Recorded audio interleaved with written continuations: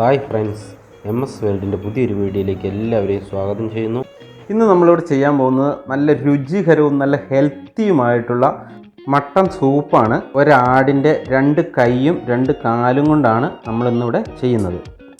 അപ്പോൾ അതിന് വേണ്ടുന്ന എല്ലാ ഇൻഗ്രീഡിയൻസും ഞാനിവിടെ എടുത്തു വെച്ചിട്ടുണ്ട്. ഇതൊരാടിൻ്റെ കാലാണ്, അത് തൊലിയെല്ലാം കളഞ്ഞ് നല്ല വൃത്തിയാക്കി കൊണ്ടുവന്നതാണ്. അതിൽ കറിവേപ്പില എന്ന് പറഞ്ഞാൽ ഇവിടെ തന്നെ ഉണ്ടായ കറിവേപ്പിലയാണ്.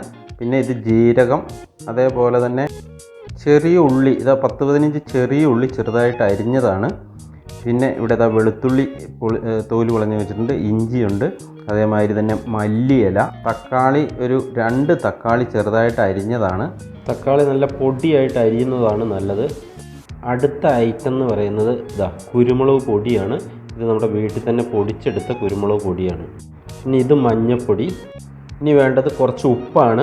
അതുകൂടാതെ കുറച്ച് വെളിച്ചെണ്ണ വേണം. ആ വെളിച്ചെണ്ണ ഇതാ കാണുന്നു. ഈ വെളിച്ചെണ്ണയ്ക്ക് ഒരു പ്രത്യേകത എന്ന് പറഞ്ഞാൽ നമ്മുടെ തെങ്ങിൽ നിന്ന് തന്നെ ഇട്ട തേങ്ങ ആട്ടിയെടുത്തതാണ്. ഇവിടെ മിക്സി ഇരിപ്പുണ്ട്. അപ്പോൾ നമുക്ക് ഇതിവിടെ പൊടിച്ചെടുക്കാനുള്ള സാധനങ്ങളെല്ലാം ഇതിലേക്കിട്ട് ഒന്ന് പൊടിച്ചെടുക്കാം.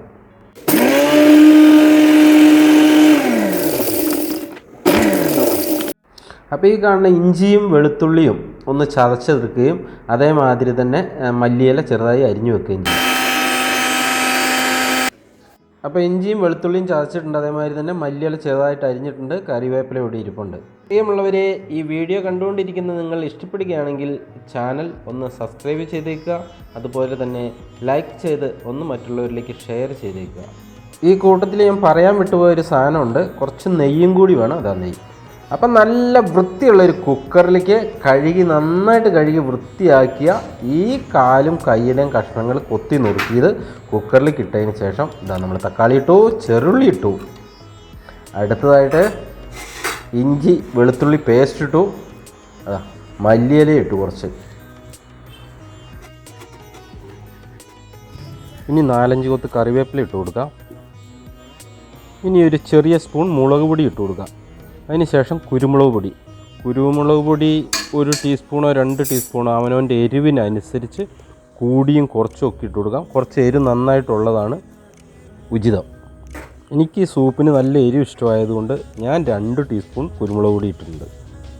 ഇനി വേണ്ടത് ആവശ്യത്തിന് നമുക്ക് വെള്ളം ഒഴിച്ചു കൊടുക്കാം.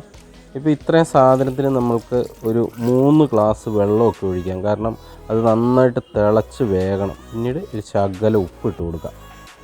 ഉപ്പ് അധികം ആകണ്ട, ശകലം മതി. ഈ വെള്ളം ഒഴിച്ചിരിക്കുന്ന 4 ഗ്ലാസ് ഒഴിച്ചിട്ടുണ്ട്, കാരണം നന്നായിട്ട് വേകണം, കുറച്ചധികം വിസിലടിച്ച് വേകണം. അതിനുശേഷം നമ്മൾ കുക്കർ നന്നായിട്ട് അങ്ങോട്ട് അടച്ചതിന് ശേഷം നമുക്ക് സ്റ്റൗ കത്തിച്ച് സ്റ്റൗവിലേക്ക് വെക്കാം. അപ്പോൾ കുക്കറിൻ്റെ വെയിറ്റ് ഇട്ട് കൊടുക്കുക. ഇനി അവിടെ ഇരുന്ന് വേകട്ടെ. അപ്പോൾ അടുപ്പത്ത് വെച്ചിരിക്കുന്ന സൂപ്പ് നന്നായിട്ട് വെന്ത് വരുമ്പോഴത്തേക്കും നമുക്ക് താളിക്കണം. അതിന് വേണ്ടിയിട്ടൊരു 4-5 ചെറിയ ഉള്ളി എടുത്തിട്ടുണ്ട്. അപ്പോൾ ആ ചെറുള്ളി ചെറുതായിട്ട് പൊടിയായിട്ട് അരിഞ്ഞെടുക്കാൻ പോവുകയാണ്. അപ്പോൾ ചെറുള്ളി ഇതാ പൊടിയായിട്ട് അരിഞ്ഞ് വെച്ചിട്ടുണ്ട്. ഒരു 6-7 ബിസിലടിച്ചപ്പോൾ തന്നെ സ്റ്റൗ ഞാൻ ഓഫ് ചെയ്തായിരുന്നു. തുറക്കുമ്പോൾ തന്നെ എന്തൊരു മണമാണ് വരുന്നത്. നല്ല അതിൻ്റെ ആ ഇൻഗ്രീഡിയൻസിൻ്റെയും ഇതെല്ലാം കൂടെ വെന്ത് ഒന്നായി എന്നുള്ളതാണ്. അപ്പോൾ ഇനി അടുത്ത പരിപാടി ഇനി താളിക്കലാണ്. അതിന് നമ്മൾ സ്റ്റൗ കത്തിച്ച് ചെറിയൊരു പാൻ വെച്ചിട്ട് ഇതിൽ ഒഴിച്ചിരിക്കുന്ന നെയ്യാണ് കേട്ടോ. കുറച്ച് നെയ്യ് ഒഴിച്ചതിന് ശേഷം നമ്മൾ അരിഞ്ഞ് വെച്ചിരുന്ന ചെറിയ ഉള്ളി ഉണ്ടല്ലോ, പൊടിയായി അരിഞ്ഞ്, അത് ആ നെയ്യിലേക്കിട്ട് നന്നായി വഴറ്റി. ആ വഴറ്റിയെടുത്തത് നമ്മൾ കുക്കറിലേക്ക് അങ്ങ് ഒഴിച്ചു. അപ്പോൾ സൂപ്പിൻ്റെ മുഴുവൻ പരിപാടിയും കഴിഞ്ഞിരിക്കുകയാണ്. ഇനി സെർവ് ചെയ്യാൻ വേണ്ടിയിട്ട് നമ്മൾ വലിയൊരു ബൗൾ എടുത്തിട്ടുണ്ട്. ഈ ബൗളിലേക്ക് ഈ സൂപ്പ് മുഴുവൻ ഇതിലേക്ക് നമുക്ക് മാറ്റിയതിന് ശേഷം നമുക്ക് സെർവ് ചെയ്യാം. നല്ല സൂപ്പറായിട്ടുള്ള ടേസ്റ്റി ആയിട്ടുള്ള സാധനമാണ്. എന്താ ഇത് കാണുമ്പോൾ തന്നെ കുടിക്കാൻ തോന്നുന്നു.